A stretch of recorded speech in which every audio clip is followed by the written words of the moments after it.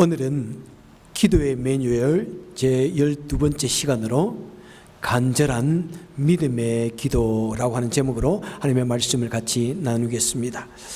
성경에는 위대한 능력을 가진 하나님의 사람들의 모습이 많이 나옵니다.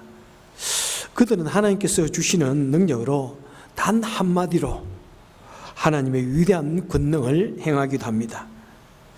그런데 그런 사람들이 기도하면은 하나님께서 즉시 기도를 들어주실 것 같은데, 그럼에도 불구하고 때로는 그 믿음의 사람들의 기도를 잘 들어주시지 않는 또 하나님의 모습, 또 그런 하나님의 사람들이 있기도 합니다. 그 중에 하나가 이 엘리야입니다. 이 엘리야는 아합 왕 때의 선지자입니다. 아합 왕은 그 이전에 어떤 왕보다도 악한 극심한 악을 행했다고 적고 있습니다.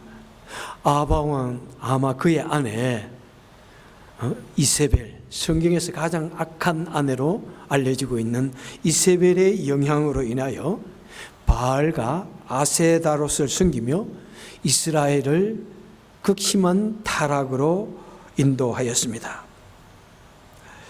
이제 엘리야 선지자는 그런 악한 아합을 회개를 촉구하면서 이제 너희들이 회개하지 아니하면 이 이스라엘에 극심한 가뭄이 올 것이다.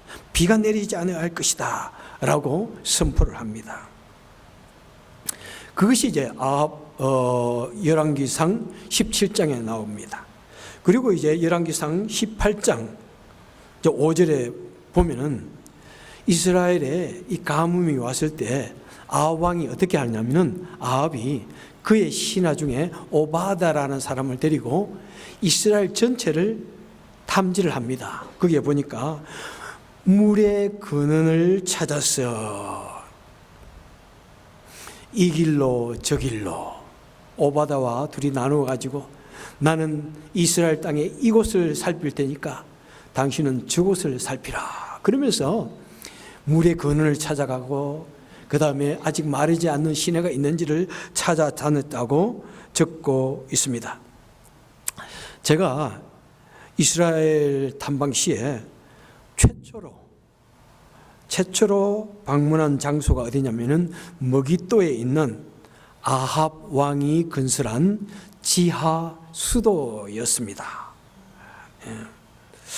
여러분 아시나요? 아합 왕이 지하 우물을 파고 지하 수로를 만들었답니다. 저도 몰랐어요. 우리가 알고 있는 이스라엘 아주 유명한 지하 수로가 있습니다. 누가 건설했습니까? 히스기야 왕이 건설한 지하 수로가 있습니다. 그것은 열왕기하 20장에서도 적고 있습니다. 그런데 그것보다 약 100여 년 전에 아합 왕이 먼저 지하 수로를 건설했습니다. 그래서 아마 히스기야는 그 아합 왕이 지은 그 지하 수로를 보고 영감을 받아서 히스기야 왕도 지하 수로를 건설했을 수 있다고 추측해 볼 수가 있습니다. 이 아합 왕 때 어떻게 지하 수로를 팠냐면은 땅 밑으로 35m를 팠어요. 여러분 이스라엘의 땅은 우리 한국 땅처럼 그냥 팔 수 있는 땅이 아닙니다. 무슨 땅입니까? 그냥 돌입니다. 뭐 화강석은 아니지만 그 돌들을 파가지고 35m를 내려가. 한번 볼까요? 사진을 제가 제대로 찍은 건 없어가지고 있는 사진을 올렸습니다. 자, 먼저 여기 있는 이 도시가 머깃도라는 도시입니다. 그게 여러 왕들이 성읍을 건설하였고 아합 왕도 그것을 여러 가지로 건축한 내용들이 있습니다. 그 다음 이것이 지하로 내려가는 터널입니다. 또 한 개 더 없나? 오케이. 아주 그 밑에까지 내려가는 이것이 아합 왕이 건설했다고 합니다. 그리고 그 밑에다가 물을 저장하는 장소를 크게 만들고 그 다음에 옆으로 물 근원까지 75m나 된답니다. 그 길이 역시 흙이 아닙니다. 석회암 그 길을 땅을 파가지고 양쪽에서 파들어 왔는데 딱 중간에서 만났다고 합니다. 그 당시 기술로서 상당히 놀랍다고 이야기할 수 있죠. 그리고 그것을 이제 만들어서 물을 공급받으면서 적이 알지 못하게 그 위에는 흙으로 덮었다고 하고 있습니다. 자, 이 지하 우물이 엘리야 시대 때에 그 기근과 연관이 없다고 할 수가 없습니다. 성경에는 아합 왕이 그런 지하 수도를 만들었다고 적혀 있지는 않지만은 역사에는 분명히 나와 있는 이야기입니다. 아합 왕은 하나님을 배반한 악한 왕이지만은 그 이스라엘의 가문 해배를 위해서 상당히 연구하고 또 노력한 모습이 많습니다. 그 다음에 도시와 또 성을 건축하고 또 성벽을 쌓고 국방을 굉장히 튼튼하게 한 그런 왕입니다. 만약 아합이 믿음이 있는 좋은 여인을 아내로 맞이했다면 그는 훌륭한 좋은 왕이 될 수도 있었어요. 그죠? 그래서 참 부부가 여러분 조금 서로가 다르게 인생을 볼 수 있는 눈도 참 귀하다고 생각해요. 저도 제 아내와 더불어서 목회를 시작하면서 우리가 너무 똑같으면 안 될 것 같아. 당신은 무조건 야당을 해. 당신은 무조건 성도의 입장에서 나를 바라보고 했으면 좋겠어. 이제 그렇게 했는데 어떤 때는 실제로 그런 말이 막 나에게 들어올 때는 마음에 막 상처가 되기도 하는데 그래도 지금까지 목회를 해오면서 정말 제 목회에 큰 도움을 주는 그런 내용을 우리 아내가 많이 했다고 생각합니다. 때로는 여러분 너무 부부가 같아가지고 너무 자기만 알고 너무 서로에 대해서 모르면은 저는 참 곤란한 면도 있을 수 있습니다. 때로는 부부가 서로가 잘 좋은 면을 서로 발전시켜주고 나쁜 면은 계속해서 지적해주는 그런 부부를 보면은 얼마나 참 아름다워 보이는지 모릅니다. 우리 하나님은 그런 부부를 사랑하리라 생각합니다. 자, 아합은 그런 엘리야가 미웠습니다. 자신의 죄를 지적하고 이스라엘을 보면서 회개하라고 하니까 얼마나 엘리야가 미웠겠습니까? 그리고 아합 왕은 엘리야가 미워가지고 하나님의 사람들을 막 박해하고 잡아 죽였습니다. 그때 엘리야는 더 이상 숨지 않습니다. 아합에게 정면으로 나아가서 도정합니다. 그런 말하기를 누가 참된 신인지 한번 대결해보자. 너희들이 지금 옆에 있는 바알과 아스타로스의 그 선지자들 보니까 850명이야. 그 850명하고 나하고 같이 한번 대결을 하자. 너희들이 너희의 신들의 제단을 쌓고 거기에 제물을 바치고 그리고 너희들이 신들의 이름으로 기도할 때 누가 과연 우리 제단에 너희 신들의 제단에 응답해 주는지 한번 해보자. 그렇게 도전합니다. 그랬더니 바알과 아스타로스의 그 선지자들이 와서 제단을 만듭니다. 멋있게 만들었겠죠.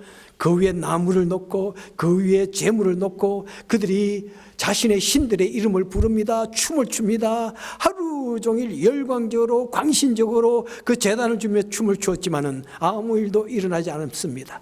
그랬더니 오후부터는 이제 온몸에 칼로서 자신의 몸을 자해하며 피를 흘리며 저녁까지 자신의 신들의 이름을 불렀지만은 아무런 응답이 없습니다. 그러니까 이제 모두가 다 낙다운 되어졌어요. 지쳐버렸습니다. 이제 엘리야가 등장합니다. 엘리야 차례입니다. 엘리야는 딱 나와서 그럽니다. 그 제단 주위에 도랑을 만들어라. 그리고 물을 길어다가 그 제물에다가 부어라. 나무에 부어라. 온 제물이 젖고 나무가 젖고 제단이 흘러넘쳐서 물이 흘러넘쳐서 도랑을 가득 채우기까지 물을 붓게 하였습니다. 그리고 많은 사람들을 앞에서 하나님을 향하여 오 하나님이여 하나님이여 나에게 응답하옵소서. 저 백성들에게 오직 하나님만이 여호와만이 하나님인 것을 믿게 하옵소서라고 크게 소리를 쳤는데, 그때 갑자기 하늘에서 큰 불이 떨어져서 그 제단에 있는 모든 나무와 재물을 태우고, 그 제단을 태우고 그 밑에 그 가득 차 있던 물까지 말려버리고 태워버렸다고 이야기하고 있습니다. 단 한마디에 몇 마디의 말로서 그 놀라운 사건이 온 사람들이 보는 앞에서 이루어진 것입니다. 그 살아계신 하나님의 능력을 본 그 백성들이 이제 그 가짜 바알과 아스타롯의 선지자 850명을 잡아서 그들을 처형했다고 성경은 적고 있습니다. 그리고 그 바로 이후의 사건이 지금 우리가 읽은 이 본문의 내용입니다. 이제 엘리야는 아합 왕에게 말합니다. 그동안 이스라엘이 죄악으로 말미암아 하나님께서 이 하늘의 문을 닫고 비를 멈추었는데 이제 큰 비가 내릴 것입니다. 당신은 이제 궁전으로 돌아가서 빨리 돌아가서 큰 비가 내리기 전에 빨리 돌아가서 먹고 편히 쉬십시오 라고 이렇게 말해 주게 됩니다. 그리고 엘리야는 어떻게 합니까? 오늘 본문에 보니까 그는 기도합니다. 그 갈멜산 꼭대기에 올라가서 꿇어 엎드려 기도합니다.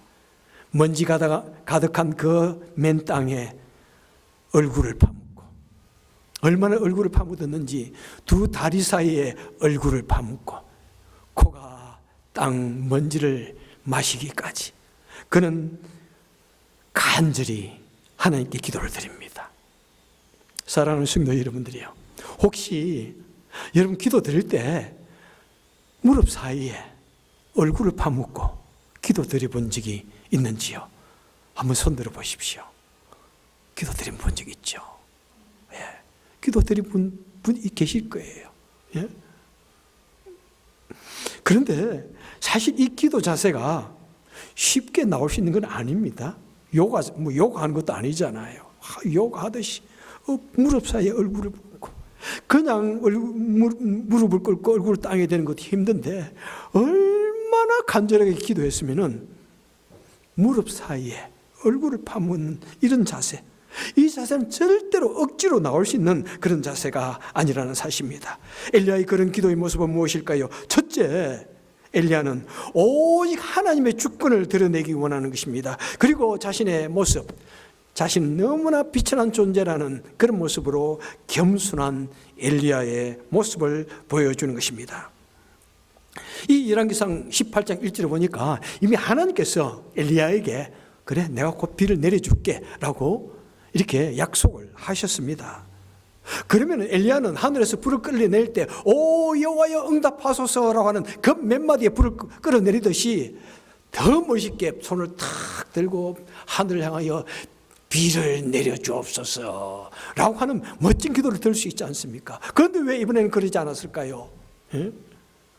그런데 왜 혼자 더 깊은 산속에 높이 들어가서 그렇게 처절한 모습으로, 고통스러운 모습으로 기도를 할까요? 여러분, 백성들이 엘리야의 한마디에 하늘에서 불이 떨어지는 것을 보았습니다. 이 세상에 이런 일이 있을 수 있습니까?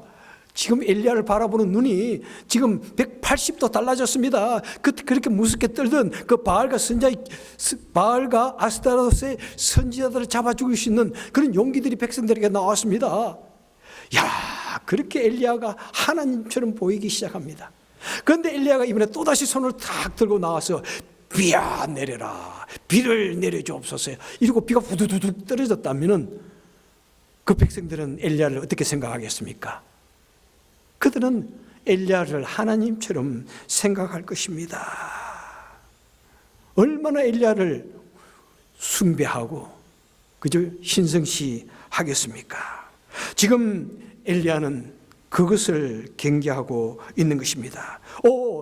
백성들 앞에 향하여 그는 암묵적으로 지금 행동으로 보여주고 있는 것입니다. 여러분들이요, 이 일은 내가 한 일이 아닙니다. 나는 신이 아닙니다. 나는 비천한 하나님의 종일 뿐입니다. 나는 죽기 살기로 하나님께 기도해야 겨우 하나님의 응답을 받을 수 있는 비천한 사람에 불과합니다. 그래서 그는 자신을 최대한 낮추어서 가장 비천한 자의 모습으로, 가장 간절한 자의 모습으로 그는 하나님께 기도를 드리고 있는 것입니다. 그래서 그는, 여러분들이요, 바로 이 위대한 능력을 행하시는 분은 하나님이십니다. 모든 이 권세는 하나님의 절대적인 주권 속에 있는 것을 그는 행동으로 암묵적으로 보여주고 있다는 사실입니다. 여러분들이, 우리는 특별히 신약시대에 살아가고 있는 그리스도인들입니다. 때로는 우리도 기도를 드릴 때 놀라운 하나님의 능력을 경험할 수 있습니다. 그런 능력을 경험했기 때문에 때로는 시련이 오고 고통이 온다고 할지라도 우리는 믿음의 길을 갑니다. 때로는 정말 내 삶에 어려움이 있고, 또는 내 삶이 너무 중요한 것 같지만 그래도 주님을 향하여 먼저 삶의 우선순위를 드립니다. 왜? 기도를 통해서, 또는 여러 가지 다른 것을 통해서 하나님의 살아계심을 경험했기 때문입니다. 하지만 여러분, 때로는 우리가 하나님의 능력을 경험한다고 할지라도 우리는 알아야 됩니다. 나는 아무것도 아니야. 우리 다 같이 한번 할까요? 나는 아무것도 아니야. 나는 헬플리스한, 매우 비천한 존재야. 나는 매우 비천한 존재라는 사실을 우리는 꼭 깨달아야 됩니다. 여러분, 우리가 몇 번 기도의 응답을 받고 참 병나음의 역사라든지 때로는 내가 전혀 기대하지 않았던 하나님의 능력을 경험하게 되면 나도 모르는 사이에 우쭐해집니다. 여러분, 큰일 나는 거예요. 큰일 나는 거예요. 특별히 우리 신약시대의 성도는 무엇입니까? 우리가 우리 주 예수 그리스도를 믿는 믿음으로 말미암아 나같이 부족하고 연약한 자이지만은 내가 그 예수 그리스도를 믿는 믿음으로 말미암아 기도의 응답을 받는다는 사실, 우리 예수님께서 약속하여 주셨듯이 지금까지는 너희가 내 이름으로 기도하지 아니하였으나 구하라 그리하면 받을 것이니 너희 기쁨이 충만하리라. 너희가 내 안에 거하고 내 말이 너희 안에 거하면 무엇이든지 원하는 대로 구하라 그리하면 이루리라 한 이 주님의 약속의 말씀 때문에 우리가 비천하고 우리가 죄 많은 그런 연약한 자의 모습이지만은 그래도 우리가 기도할 때 하나님께서 들어주신다는 것입니다. 그래서 우리는, 여러분들이요, 우리의 신앙생활은 무엇입니까? 예수 그리스도와 더불어서 먼저 연합되어진 그런 모습을 우리는 항상 살아야 합니다. 인격적으로 주님과 하나가 되어야 됩니다. 무엇보다 우리 삶 속에서 그 예수님의 말씀을 적극적으로 믿고 따르는 그런 삶을 사는 것이 모든 기도 응답의 가장 중요한 핵심인 것을 또한 우리는 알 수가 있습니다. 자, 엘리야가 그렇게 간절히 기도하는 모습은 무엇입니까? 두 번째로, 하나님의 약속을 믿는 엘리야의 간절한 믿음을 보여주고 있습니다. 엘리야는 이미 하나님께서 비를 주시겠다는 약속을 받았습니다. 그럼에도 불구하고 그렇게 간절히, 그런 자세로 기도를 드려야 할까요? 여러분, 이 엘리야가 지금 이런 자세로 기도를 드리는 것은 무엇입니까? 그 사람의 마음에 있는 그 간절함이 극에 달했다는 것을 보여주고 있습니다. 너무나 마음에 간절함이 있으니까 나도 모르는 사이에 온몸이 활처럼 굽어집니다. 온몸이 뒤틀리고 기도하게 됩니다. 하나님을 향하여 결사적으로 기도하다 보니까 자신도 모르는 사이에 혓바닥이 말려 들어가고 온몸이 오그라들어서 얼굴을 무릎 사이에 파묻기도 하는 것입니다. 지금 엘리야는 간절한 기도, 이 간장이 끊어지는, 절절히 끊어지는 그런 기도를 드리고 있는 것입니다. 우리에게 말할 수 없는 슬픔과 괴로움이 있을 때, 우리 마음에 북받쳐 오르는 한탄을 하나님께 토하다 보면 나도 모르는 사이에 마치 뜨거운 시멘트 바닥 위에 있는 그 지렁이가 뜨거움을 이기지 못하고 막 몸을 비틀듯이, 때로는 그 고통의 뜨거움에 우리도 모르는 사이에 온몸이 뒤틀리기도 한다는 사실입니다. 엘리야의 그 간절한 마음은 이 사한과의 대화 속에서도 나타납니다. 어떻게 합니까? 43절에 보니까 엘리야는 사한에게 말합니다. 너는 높은 곳에 올라가서 바다편을 한번 바라보아라. 뭐 비가 올 징조가 있는지 좀 보라 이 말이죠. 그래서 사한이 올라가서 저 먼 바다를 보니까 이 세상에 그날따라 왜 그렇게 날씨가 좋아. 구름 한 점 없는 청명한 날씨를 바라보면서 아무런 일이 일어나지 않습니다. 그러니까 또한 엘리야가 기도하다가 이번에 다시 한번 가보아라. 이번에도 아무런 변화가 없는데요. 그러니까 또 엘리야가 그럽니다. 다시 한번 가보아라. 이번에 갔더니 아주 콩만한 구름이 뜨기 시작합니다. 그래 또 가보아라. 이번에는 그 구름이 좀 손바닥만 해졌는데요. 또 가보아라. 그랬더니 이번에는 구름이 좀 커졌습니다. 색깔도 아주 검어졌습니다. 막 그러는데요. 지금 엘리야는 우리 하나님께서 약속하신 그 약속이 주신 그 말씀이 눈에서 없지만은 아무것도 보이지 않았지만은 그 약속이 이루어지기까지 간절히 기도하고 있는 것입니다. 그것도 하나님이 이루어 주실 거야. 그렇게 그냥 생각하면서 뭐 하나님이 이루어 주실 거 뭘 내가 꼭 기도해 그게 아니라 마치 하나님이 들어주실 않을 것 같은 그런 두려움을 가지고 그런 조바심을 가지고 반복적으로 하나님께 기도를 드리는 것입니다. 그것은 무엇입니까? 엘리야는 하나님을 대해서 잘 압니다. 우리 하나님께서 역사하실 때는 하나님께서는 사람의 기도를 통해서 역사하시는 하나님의 방식을 그는 너무나 잘 알기 때문에 기도가 하나님께서 역사하시는 하나님께서 일하시는 방식임을 믿기 때문에 그런 믿음으로 그렇게 간절히 기도드리고 있다는 사실입니다. 여러분, 하나님께서는 우리에게 어떤 일을 인도해 주시고 우리를 보호해 주시고 우리를 가르쳐 주시기 원하지만은 우리가 기도하기를 기다리십니다. 성도는 기도의 응답을 받기까지 간절히 기도해야 하는 것입니다. 하나님은 아무리 우리에게 좋은 거 주신다고 할지라도 그냥 나무 밑에서 열매가 떨어지는 기다리는 마음으로 있는 것이 아니라 그 일을 행하시는 자는 여호와시오. 그 일을 이루기 위해서 간절히 기도해야 할 것은 우리의 몫임을 알고 간절히 기도하는 것이 바로 이 엘리야의 모습인 것입니다. 어떤 사람은 그래요.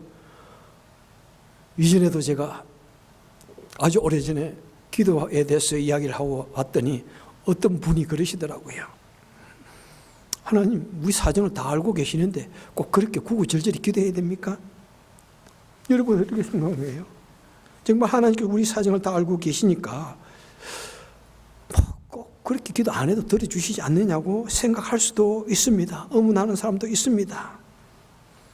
여러분, 엘리야가 믿음이 없어서 하나님의 약속을 믿지 못해서 그렇게 처절한 모습으로 반복적으로 간절하게 기도한 것이 아닙니다. 엘리야의 기도에 대해서 우리 종교신학자, 종교개혁자 칼빈은 이렇게 말합니다. 주께서 기도를 명하신 것은 그분 자신을 위해서가 아니라 우리를 위함이다. 사람들이 자기가 원하는 모든 것과 자기에게 유익하다고 생각하는 모든 것이 하나님으로부터 온다는 사실을 깨닫고 기도하는 것은 옳다. 엘리야의 경우만 봐도 충분할 것이다. 하나님의 뜻을 확신한 그는 아합 왕에게 신중히 비를 약속한 후에 무릎 사이에 머리를 넣고 마음 졸이며 기도했으며 사헌을 보내 7번이나 하긴 했는데 이는 그가 자신의 예언을 믿지 못해서가 아니라 자신의 신앙이 흐려지거나 나태해지지 않도록 자신의 소원을 하나님 앞에 알리는 것을 의무로 생각했기 때문이다 라고 기독교 강요 제3금 20장에서 말씀하고 있습니다. 여러분, 성도가 간절히 반복하여 기도드리는 것은 하나님을 불신했기 때문이 아닙니다. 하나님 향한 간절함의 표시고 기도의 응답을 받기까지 내 믿음의 긴장감을 놓지 않겠다는 그런 간절한 믿음의 표현인 것입니다. 여러분, 우리는 어떤 시대를 살아가고 있습니까? 저는 이 시대를 3C의 시대다고 이야기하고 싶습니다. 3C.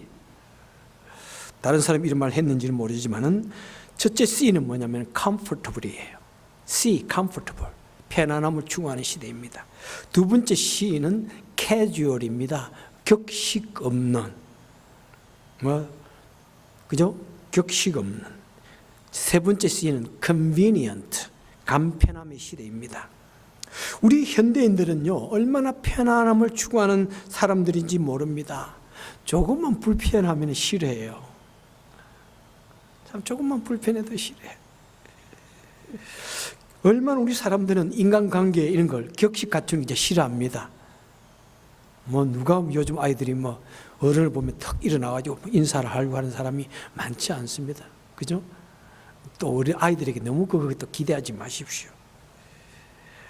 어떤 모임이나 이런 예배 이런 것도 너무 격식 차리는 거 싫어합니다. 그죠? 그리고 얼마나 우리는 간편하게 살기를 원하는지 몰라요. 모든 생활용품이 결국에는 인간의 간편함을 위해서 태어나지 않았습니까? 만들어졌지 않았습니까? 생활용품들, 그 다음 우리 주거 환경, 거리 이런 것 매우 편안한 환경 속에, 주거 공간 속에 살기를 원합니다. 우리 기독교인들도 바로 현대인들의 그런 추세, 그런 모습에 따라서 우리도 자신도 모르는 사이에 그런 세상 풍조를 휩쓸려 갑니다. 우리 신앙생활 매우 편하게 하고 싶습니다.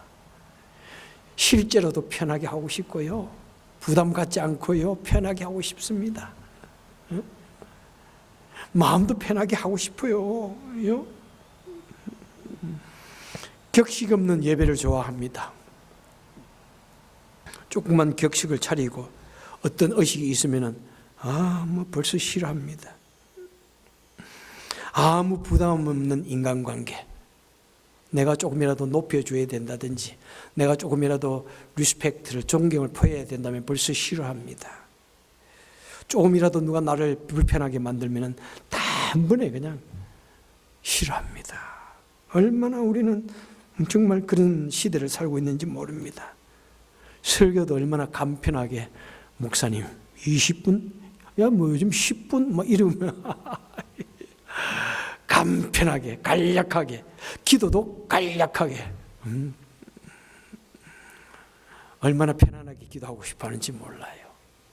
옛날 우리 한국에서 그 딱딱한 마루에 앉아서 무릎 꿇고 기도하던 그 시절들, 산에서, 시냇가에서 그 돌짝 바닥에서 기도하던 그 시간들, 다 옛날 이야기, 전설 따라 삼천리가 되어버렸습니다. 우리는 너무나 편안하게, 간편하게, 간략하게 기도하고 싶습니다. 오늘날 많은 젊은이들이 교회를 떠나는 것이 바로 이 세 가지를 추구해서 딱딱한 것, 힘든 것, 불편한 것 싫어서 떠납니다. 그리고 신앙생활도 멀리합니다. 여러분, 우리 성도는요, 세상 풍조 따라가는 사람들 아닙니다. 우리는 힘들어도 주님이 원하신다면 그 하나님의 법을 따라가고 주님의 십자가를 따라가고 내가 지어야 할 십자가가 있으면 그 십자가를 띠고 주님을 따르는 것이 우리 성도입니다. 내 마음대로 합니까? 내 신앙생활이 이렇게 하니까 편해서 그렇게 하는 것 아닙니다. 주님이 원하는 대로 살아가는 것이 우리 성도의 삶입니다. 우리 하나님은 신실하신 하나님이십니다.